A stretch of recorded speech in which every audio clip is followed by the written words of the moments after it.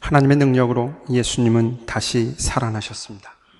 우리의 신앙은 예수님의 부활을 믿는 신앙입니다. 예수님의 십자가의 죽으심과 그 고통을 통해서 이루신 하나님의 구원의 계획이 부활을 통해서 확증되어졌고, 그 부활은 우리의 미래에 대한 소망이 되어졌습니다. 만약 예수님의 부활이 없다고 하면 우리가 믿는 신앙의 모든 내용은 다 헛것이다. 그렇게 우리가 지난 시간에 말씀을 생각해 보았습니다. 예수님의 부활로 인해서 하나님 앞에서 우리가 의롭게 되었고, 미래에 장차 부활할 수 있는 소망을 갖게 되었는데, 그 부활 신앙으로 인해서 부활절만 부활의 기쁨을 누리지 말고 매주일 우리가 이렇게 모일 때마다 그 부활의 기쁨을 누리자라고 지난 시간에 제가 말씀을 드렸습니다. 설교 끝나고 어느 이 집사님이 부활주의를 지키면서 우리가 풍성한 만찬을 나눴습니다. 그랬더니 그 말씀을 바로 적용하시더라고요. 그게 참 기뻤습니다. 설교 가운데 매 주일마다 부활의 기쁨으로 하나님께 예배하자고 했는데 만찬도 부활의 만찬으로 했으면 좋겠습니다. 너무 심각하게 받아들이는 것 같아서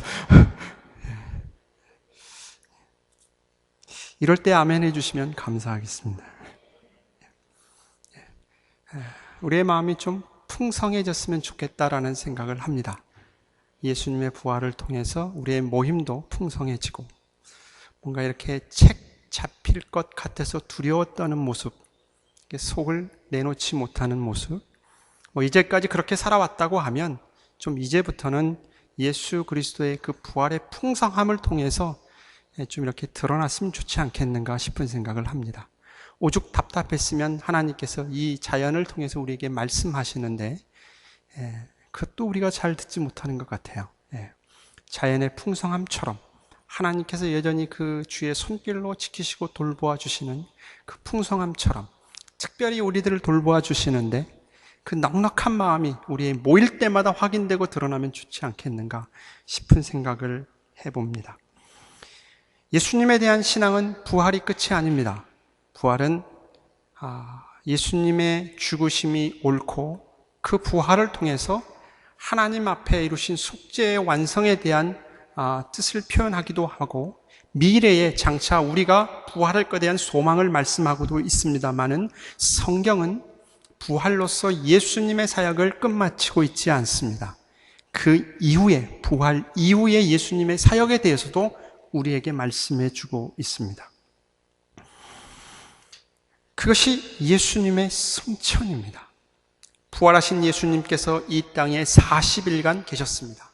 40일 동안 제자들에게 나타나셔서 다시 부르시고 치료하시고 세우시는 사역을 합니다. 그리고 가장 중요한 사역을 40일 동안 하시는데, 사도행전 1장 3절에 보게 되어지면 제자들에게 하나님의 나라에 대해서 가르칩니다. 구약의 말씀과 예수님의 생전했던 그 말씀들, 그 참된 의미를 가르치면서 장차 어떤 삶을 살아가야 될지에 대해서 제자들에게 짧은 기간 동안 집중 강의를 합니다. 인텐시브 코스를 진행합니다. 우리는 그 부분을 너무 많이 놓치는 것 같아요. 그래서 오순절 성령 강림 사건으로 해서 갑자기 변화된 것처럼 생각하는데 그렇지 않습니다. 부활 이후에 예수님께서 가르쳐 주시고, 내가 생전에 했던 말들 이런 의미며 구약에 있는 말씀 이런 의미를 가르치십니다. 물론 성령 하나님께서 오셔서 그 말씀의 참된 의미를 더 깊이 깨우쳐 주시고 예수 그리스도가 주 되심을 드러내는 그 사역을 하십니다마는 예수님께서 가르치시죠. 그래서 교회는 가르침받는 교회입니다. 배워야 됩니다. 끊임없이 하나님의 말씀에 대해서 듣고 배워야 됩니다. 그것이 우리를 살게 합니다. 만약 그렇지 않으면 우리의 신앙은 성숙돼 가지 못합니다. 그래서 끊임없이 하나님은 하나님의 말씀을 통해서 우리에게 공급해 줍니다. 그래서 자꾸 업그레이드가 돼야 돼요. 여러분 스마트폰 쓰잖아요. 스마트폰도요, 업그레이드 안 시키면 오류가 생깁니다. 그럼 자꾸 업그레이드를 시켜야 돼요. 우리의 신앙도 자꾸 업그레이드를 시켜야 됩니다. 성경의 말씀으로, 다른 것으로 말고요. 다른 것은 버그가 들어옵니다. 바이러스가 들어와요. 그러면 심각해집니다. 하나님의 말씀을 통해서 성령의 조명하심 속에서 우리의 하나님에 대한 지식을 업그레이드 시킬 때 우리의 삶이 풍성해집니다. 그리고 이것을 자꾸 애를 써야 돼요. 힘써야 됩니다. 노력해야 됩니다. 만약 그렇지 않으면 바이러스가 우리 안에 침투되어져서 하나님의 자녀임에도 불구하고 올바른 신앙의 삶을 살 수 없게 됩니다. 기쁨이 없어집니다. 하나님께 마음껏 찬양할 수 있도록 모아주셨는데 찬양을 못합니다.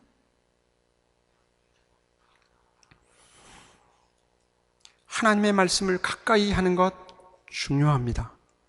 여러분 뉴스를 통해서 들은 사람도 있겠습니다만 미국 캘리포니아주에서 공공장소에서 성경을 읽었다라는 이유 때문에 잡혀갔습니다.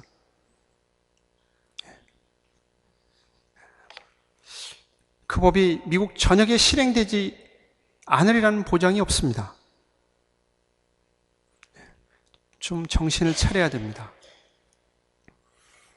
이 세상이 지금 어떻게 돌아가고 있는지 좀 바로 볼 수 있는 시각이 필요합니다. 근데 우리는 너무 많이 그 하나님의 시각으로 이 세상을 바라보지 못하고 이 좁은 시각으로 바둥바둥거리는 모습들이 너무 많습니다. 그 부분에 대해서 오늘 예수님께서 승천하신 이후에 어떤 사역을 하며 그 예수님의 사역을 통해서 우리가 어떠한 삶의 자세를 가지고 살아가야 되는지에 대해서 함께 생각해 보도록 하겠습니다. 오늘 본문의 말씀은 바울이 에베소에 있는 성도들에게 보내는 글 가운데에 오늘 읽지는 않았습니다만 17절부터 19절 말씀에 가게 되어지면 바울이 이런 표현을 씁니다. 하나님 앞에 간절히 기도하는데 그 기도의 내용이 무엇이냐? 그리스도의 하나님 영광의 아버지께서 지혜와 계시의 영을 너희에게 주셔서 하나님을 알게 하시기를 원한다. 너희의 눈이 밝아져서 하나님의 부르심의 소망이 무엇인지, 성도 안에서 그 기업의 영광의 풍성함이 무엇인지를 진정으로 알기를 원한다. 그 얘기를 합니다. 하나님께서 예수 그리스도를 통해서 십자가에 죽고 부활하고 하늘에 오르게 하신 다음에 우리에게 베풀어 주신 그 크신 구원의 의미가 무엇이며 왜 우리를 불러서 하나님의 자녀 삼으시고 하나님께 예배하도록 했는지에 대한 그 참된 의미를 알기를 원한다. 그렇게 표현합니다. 그래서 19절 말씀에 가면 그의 힘의 위력으로 역사하심을 따라 믿는 우리에게 베푸신 능력의 지극히 크심이, 예수 그리스도의 십자가의 죽음과 부활을 통해서 우리에게 온 그 혜택의 의미가 무엇인지를 알기를 원한다 라고 바울이 하나님 앞에 기도합니다. 그러면서 오늘 말씀으로 넘어옵니다. 예수님께서 십자가에 죽으셨습니다. 그러나 다시 살아나셨습니다. 하나님이 그를 살리셨습니다. 그리고 예수가 옳다함을 증명했습니다. 구약에서 말씀하고 있는 예수가 바로, 그리스도가 바로 이 예수라는 것을 증명했습니다. 그리고 하늘로 올라가셨습니다. 하늘로 올라가셨다고 하는 이 말은 우리에게 중요한 의미를 가집니다. 예수님께서는 인성, 육체를 가지고 이 땅에 오셨습니다. 그리고 육체로서 부활했습니다. 그리고 예수님은 부활하신 육체가 하나님께로 갔습니다. 하늘나라로 갔습니다. 이 하늘나라는 저 너머에 있는 스카이가 아니고 우주가 아닙니다. 우리가 정확히 알 수는 없지만 하나님이 계신 곳이고 원래 예수님이 계셨던 곳입니다. 근데 육체를 가지고 부활하신 몸으로 올라가십니다. 그 하나님께로 올라갔다고 하는 예수님의 승천이 가지고 있는 의미는 무엇이냐면 예수님께서 이 땅에 오셔서 속죄의 제물을 완성하시고 다시 하나님께로 올라감을 통해서 하나님께로 가는 길을 내셨다라는 거예요. 우리가 하나님께로 갈 수 있는 길을 내신 겁니다. 그 말을 구약의 표현으로 빌리면 이런 표현입니다. 구약의 제사장이 희생제사를 드립니다. 양을 잡고 소를 잡고 희생제사를 드립니다. 희생제사를 드린 다음에 그 피를 가지고 성소 안으로 들어가서 그걸 뿌립니다. 그리고 지성소 안에서 그걸 뿌리면서 그의 그 이스라엘 백성들, 가족들, 그리고 그 성소가 거룩해짐으로 속죄하는 예식을 행합니다. 핏부림이죠. 예수님께서 십자가의 죽으심을 통해서 희생제사를 드리시고 그 흘리신 피를 하나님 보좌에 가지고 갔다라고 하는 의미로 히브리서는 우리에게 설명을 합니다. 그래서 하나님 보좌 앞에서 하늘에 올라가신 예수님께서 하나님의 보좌 앞에서 무엇을 하시냐면 우리를 위해서 간구하십니다. 우리를 위해서 중보하십니다. 누가요? 예수님께서. 사단이 우리에 대해서 공격을 하죠. 거기에 대해서 예수님은 나와 내 피로 말미암아 구원받은 나와 하나 된 사람입니다. 죄가 없습니다를 아버지께 고한다, 그런 표현을 씁니다. 우리는 더 이상 죄와 상관없는 사람이 됐다라고 하는 것을 그렇게 표현되어졌고, 자세한 내용은 히브리서 전체를 통해서 그렇게 표현되어졌습니다. 단 한 번의 핏부림을 통해서 우리는 살게 되었고 하나님 보좌 앞에 담대히 나아갈 수 있었다. 그래서 우리는 여전히 하나님께 담대하게 나아갈 수 있습니다. 예수 그리스도의 이름으로. 우리가 오늘 이렇게 모이는 것은 예수 그리스도의 이름으로 하나님 앞에 보좌 앞에 나가는 겁니다. 예수 그리스도의 그 흘리신 보혈의 피를 의지해서 힘입어서 하나님께 나아갑니다. 여기에는 잘난 사람이든 못난 사람이든 아무런 의미가 없습니다. 다 똑같습니다. 우리 모두는 다 예수 그리스도의 피로 하나님 앞에 나아가게 됩니다. 그러면 이런 문제가 생깁니다. 예수님은 분명히 하늘로 올라가셔서 이 세상에는 없습니다. 근데 예수님께서 이런 약속을 하셨어요. 마태복음 28장 20절의 말씀에 세상 끝날까지 내가 너희와 항상 함께 하겠다. 그럼 예수님이 거짓말했습니까? 아닙니다. 예수님의 인성 육체는 부활하셔서 하나님께로 가셨습니다. 더 이상 이 땅에는 예수님의 육체로 존재하지 않습니다. 그러나 예수님의 신성은 하나님 나라에도 계시고 하나님 우편에도 계시고 이 땅에서도 여전히 계십니다. 신성으로서 우리와 함께 하십니다.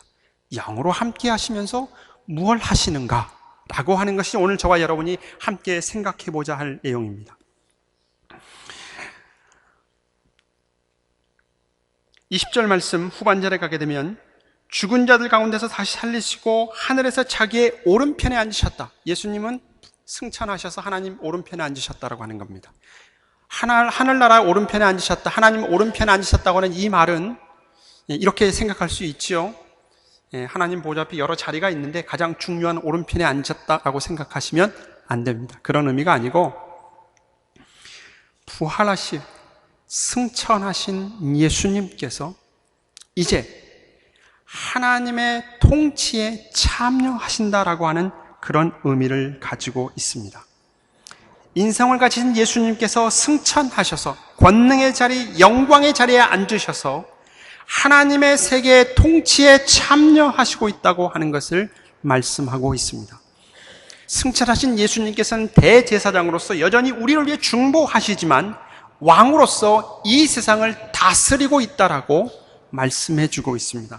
그래서 무엇이라고 표현되어 있냐면 21절의 말씀에 모든 통치와 권세와 능력과 주권과 이 세상뿐 아니라 오는 세상에 일컫는 모든 이름 위에 뛰어나게 하시고 만물을 그 발 아래 복종하게 하셨다, 그렇게 표현하고 있습니다. 이 부분은 우리가 아까 불렀던 예수는 주라고 하는 빌립보서에 있는 말씀 속에서 동일하게 나타납니다. 성경 여러 군데에 표현되어져 있는 말씀입니다. 예수님은 왕으로서 이 세상을 다스리시는 분이라 그렇게 표현합니다. 좀 구별하기 위해서 하나님의 교회를 은혜의 왕국이라 표현하고 교회 외의 이 세상을 권능의 왕국이라 그렇게 표현했습니다. 우리의 믿음의 선조들이 좀 올바로 이해하기 위해서, 좀 제대로 이해하기 위해서, 쉽게 이해하기 위해서 그렇게 두 부분으로 나누었습니다. 지금 읽은 이 말씀은 예수님께서 권능의 왕국을 다스리고 계신 분이라 그렇게 설명해 주고 있습니다. 온 우주와 이 세상의 모든 나라들을 예수님께서 다스립니다. 이렇게 얘기하면 별로 우리 마음에 감동이 와 있지 않아요. 그게 나와 무슨 상관이냐고요?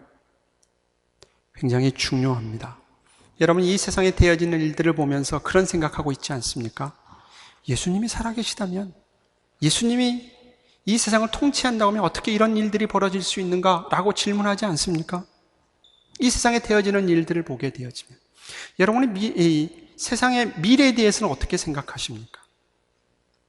특히 지구 멸망에 대해서 2012년에 대해서 관심을 가지고 있는 사람들이 많이 있는데 여러분은 어떻습니까? 자연재해, 전쟁, 기근 이런 문제에 대해서 여러분 어떻게 생각하십니까? 성경은 무엇이라고 얘기하면 하나님이 이 세상을 다스리고 있다라고 그렇게 표현합니다. 그렇게 선포합니다. 그것을 믿음으로 받기를 요구합니다. 이 얘기는 성도가 이 세상에 대해서 더 이상 두려워하지 말라라고 이야기를 합니다. 이 세상이 왜 있습니까? 우리는 세상을 너무 크게 생각하지 않습니까? 그런데 성경에서는 예수님이 이 세상을 다스리고 있다라고 이야기를 합니다. 왜 이 세상이 존재합니까? 생각을 안 해보셨습니까? 왜 이 세상이 아직도 이러고 있습니까? 뒤집어서 얘기하면 세상이 아직도 멸망하지 않고 있는 이유가 무엇입니까? 교회 때문에 그렇습니다. 교회 때문에. 자, 하나님은 이 세상을, 예수님은 승천하셔서 이 세상을 다스립니다. 그리고 그 만물 위에 교회를 세우셨습니다. 은혜의 왕국입니다. 교회의 머리가 되십니다. 교회 또한 예수님께서 다스립니다. 이 세상뿐만 아니라 교회도 다스립니다. 그런데 이 세상의 위에 교회가 있습니다. 그러니까 이 세상은 교회를 위해서 존재합니다. 성경이 그렇게 설명을 합니다. 우리는 이 세상은 크게 생각하고 교회는 작게 생각하고 나는 작다라고 생각하는데 그렇게 생각하지 말라라고 얘기하는 거예요. 소돔과 고모라 성이 왜 멸망했습니까? 소돔과 고모라 성은 그들의 죄악 때문에 멸망했습니다. 세상은 죄악으로 멸망할 수밖에 없습니다. 내버려두면 멸망하게 됩니다. 그런데 소돔과 고모라 성이 멸망한 이유를 다르게 설명합니다.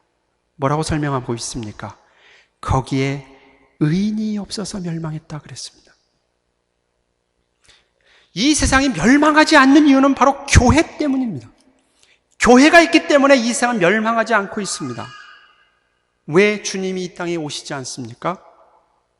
아직 불러야 될 하나님의 백성들, 회개하고 죽게 돌아갈 백성들이 있기 때문에 참고 인내한 사랑 때문에 주님이 안 오시는 겁니다. 성경은 그 원리로 설명하고 그걸 받아들이도록 요구합니다. 이것이 오늘 우리가 알아야 될, 바울이 그렇게 하나님 앞에 간절히 기도하면서 성도들이 깨우쳐야 될 지식이다 그렇게 설명을 합니다. 그걸 좀 알고 받아들여라 그렇게 설명을 합니다. 근데 우리는 그걸 안 받아들이려고 해요. 어렵다고 생각합니다. 세상을 너무 크게 생각합니다. 그걸 가르쳐서 믿음이 없다 그렇게 설명을 합니다. 하나님의 말씀을 듣고 내 마음에 새기고 그 말씀이 옳다 쫓아가려고 하지 않습니다. 구약의 이스라엘 백성들처럼. 예수 그리스도가 이 땅에 오시어서 우리의 마음판을 바꾸어서 하나님만을 사랑할 수 있는 그 마음을 줬고 생명을 줬음에도 불구하고 우리는 다른 데 엉뚱한 생각을 하고 있다고요. 그래서 사단은 웃습니다. 그러나 성경은 그렇게 얘기하고 있지 않습니다. 이 세상은 교회 때문에 있습니다. 교회가 그렇게 중요합니다. 본문의 말씀에 교회가 얼마나 중요한지 이렇게 표현합니다. 교회는 예수 그리스도의 몸이요, 예수 그리스도는 교회의 머리다 그렇게 표현을 합니다. 예수 그리스도는 교회의 머리고 교회는 예수님의 몸이다. 여러분 생각해 보십시오. 몸과 머리가 따로 떨어져 있으면 어떻게 됩니까? 큰일 나죠. 큰일 나죠. 떨어질 수 없지요. 지금 예수님하고 교회의 관계를 그렇게 설명합니다. 교회와 예수 그리스도는 떨어질 수 없는 관계다. 성경 전체를 통해서 우리에게 얘기하고 있는 말씀이 그 말씀입니다. 속죄라고 하나님의 자녀라고 하는 그 말씀의 내용, 우리가 세례를 중요시 여기고 성찬을 중요시 여기는 것이 바로 그것입니다. 예수 그리스도 우리는 결코 떨어질 수 없는 운명체다. 공동 운명체다. 그렇게 설명합니다. 그것을 머리와 몸으로 표현합니다. 근데 예수님은 뭐라고요? 우리의 머리 대신. 머리라고 하는 것은 무엇을 의미합니까? 수뇌부 아닙니까? 수뇌부. 머리는 대표를 의미합니다. 그 얘기는 무엇입니까? 교회의 책임자는 예수 그리스도라, 그 얘기예요. 교회의 책임자는 예수 그리스도입니다. 그래서 예수 이름 찬양이 나오는 겁니다. 이 부분을 좀 더 확대시키면 우리가 잘못해도 그 잘못한 것의 책임을 누가 지시겠다면 예수님께서 지시겠다라는 거예요. 그것을 알라고 얘기하고 있습니다. 예수님께서 승천하셔서 하나님 보좌 앞에 있으면서도 여전히 교회를 다스리시면서 우리에게 말씀하고 있는 것은 무엇이라냐면 너와 나의 관계가 그런 관계다. 너희의 운명이 그런 운명이다. 그렇게 설명합니다. 예수님이 우리를 어떻게 하신다고요? 책임지신다고 합니다. 근데 오늘 우리의 믿음은 어디서 많이 넘어집니까? 나의 잘못, 나의 부족, 나의 연약함 때문에 자꾸 넘어져요. 이것 때문에 내가 하나님이 나를 사랑하실까?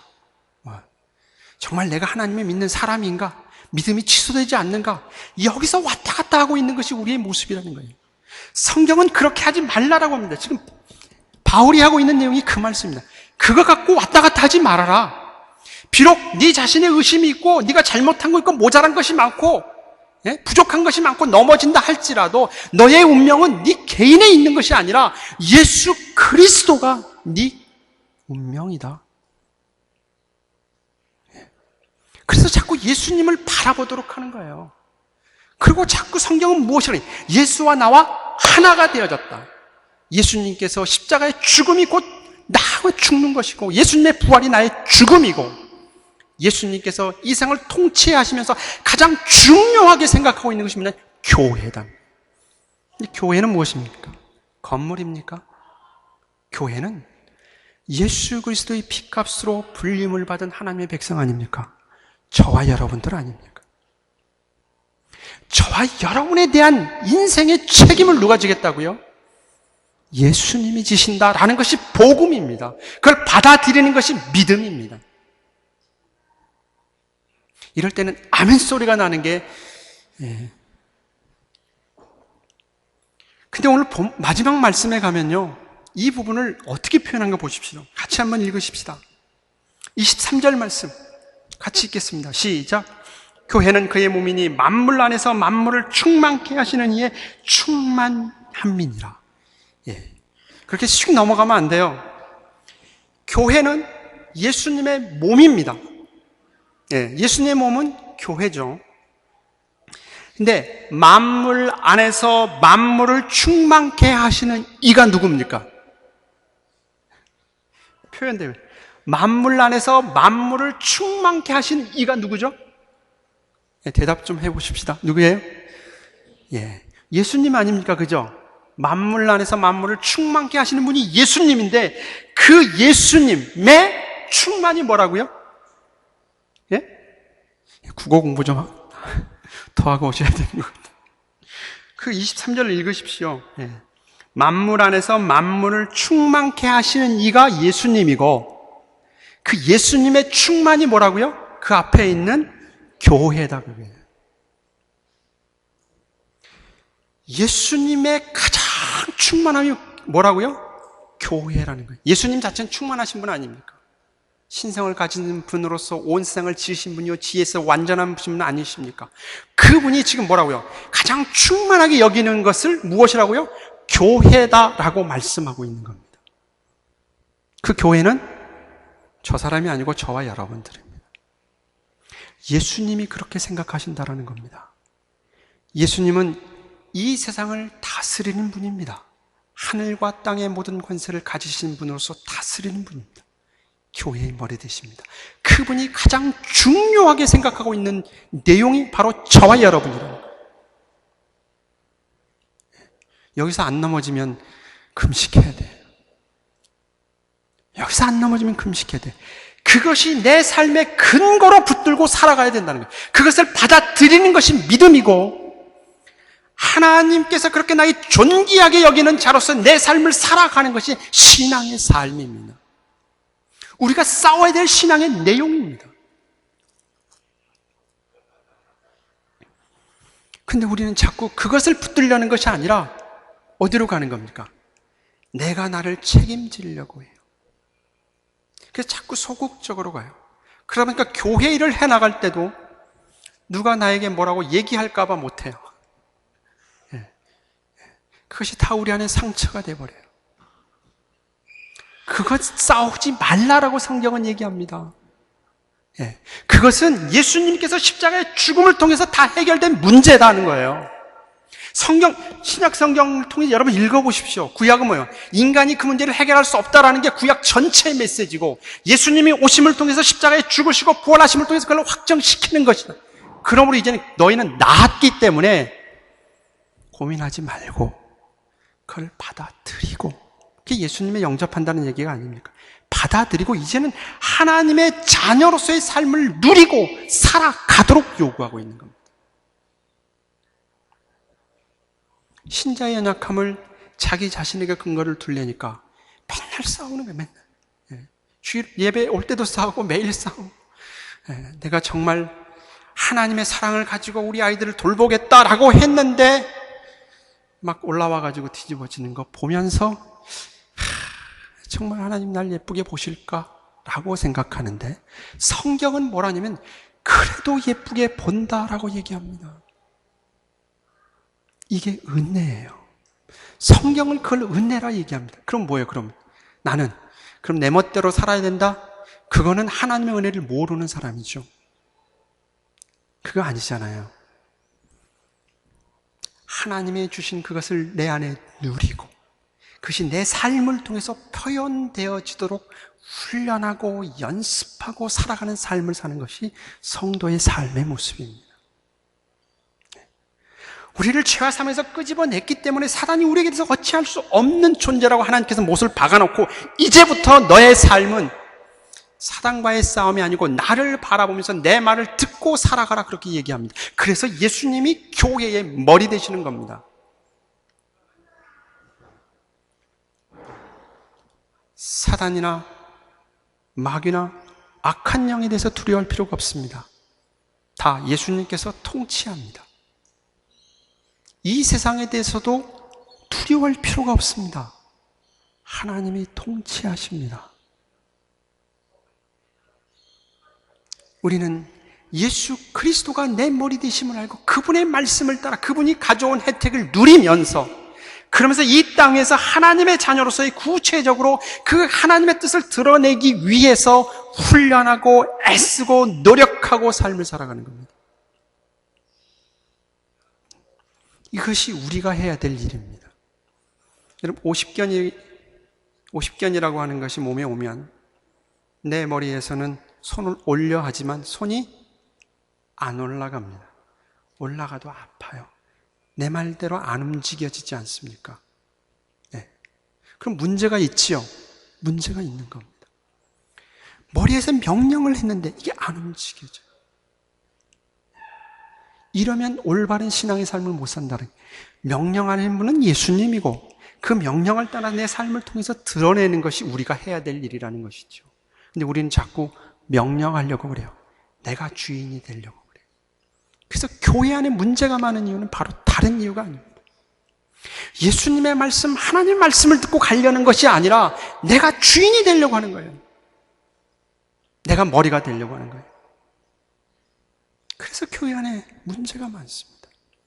우리의 주인 되신 예수님 모릅니까? 그분은 인간의 몸을 입고 이 땅에 오셨습니다. 인간의 연약한 몸을 아십니다. 인간을 창조하시고 인간의 역사 시작부터 함께 하셨던 분입니다. 우리보다 우리를 더 잘 아시는 분이 하나님이십니다. 그런데 그분이 우리를 사랑하고 불러 모아주셨습니다. 그분이 우리에 대해서 더 잘 압니다. 그럼에도 불구하고 우리를 모아주셨습니다.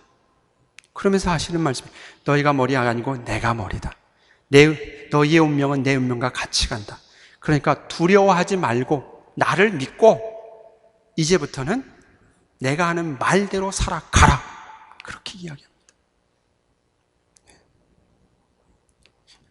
딱 사람이 서가지고 뒤로 넘어지려고 하면 누군가가 받쳐주면 넘어지지요. 예. 여러분 한번 뒤로 넘어지려고 해보십시오.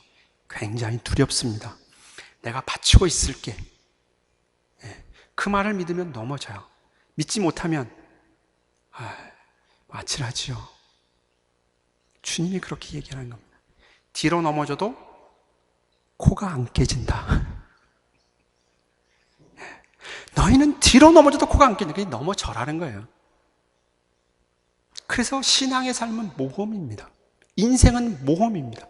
두려워할 필요가 없습니다. 내가 실패해도 실패로 끝나지 않습니다. 왜요? 주님이 실패하지 않기 때문에. 내가 실패한 건 너는 실패했다라고 얘기하는 것이 아니라 주님이 승리하셨기 때문에 너는 승리했다. 이게 우리의 운명이라는 거예요.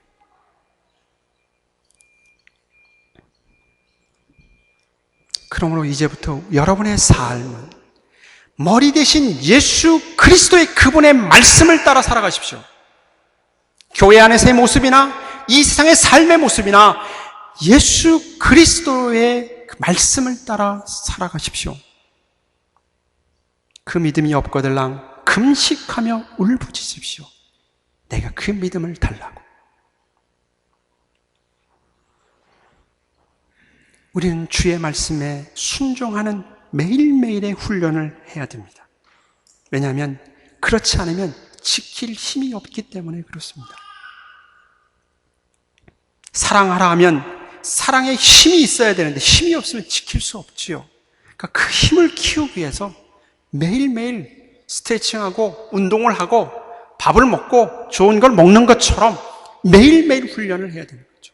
그것이 우리가 해야 될 열심입니다. 그래서 열심을 품고 주를 섬기는 겁니다. 하나님의 말씀을 묵상하는 겁니다. 기도하는 겁니다.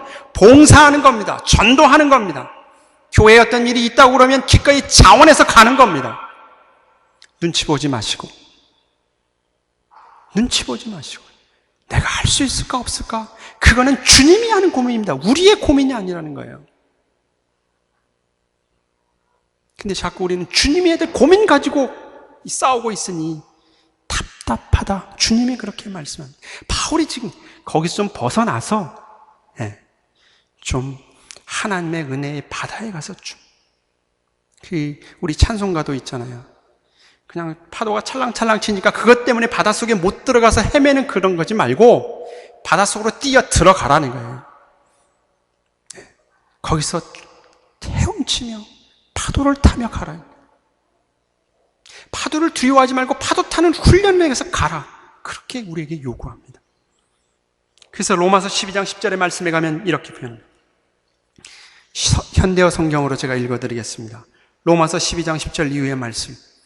예수 그리스도로 말미암아 예수 그리스도와 하나된 운명 공동체를 가진 우리 성도들에게 두려워하지 말고 이제부터 너희들은 이런 삶을 살아가라 요구합니다. 형제를 사랑하듯 서로 사랑하며 마음으로 존경하십시오. 여러분이 맡은 일을 게으리하지 말고 열심으로 주님을 섬기십시오. 하나님께서 여러분을 위해 계획하고 계시는 모든 일을 기뻐하십시오. 환난 가운데서도 참고 항상 기도하십시오. 하나님의 자녀들이 공궁에 빠져 있을 때 그들을 도와주는 사람이 되십시오. 나그네를 후히 대접하고 만일 그들이 잘 곳이 없거든 집안에 재우십시오. 여러분이 그리스도인이라는 이유로 누가 여러분을 학대하더라도 저주하지 말고 하나님께서 그를 보살펴 주시기를 기도하십시오. 다른 사람이 행복해야 할 때 같이 기뻐하고 그들이 슬퍼할 때 함께 슬픔을 나누십시오. 서로 한 마음이 되어 즐겁게 일하십시오.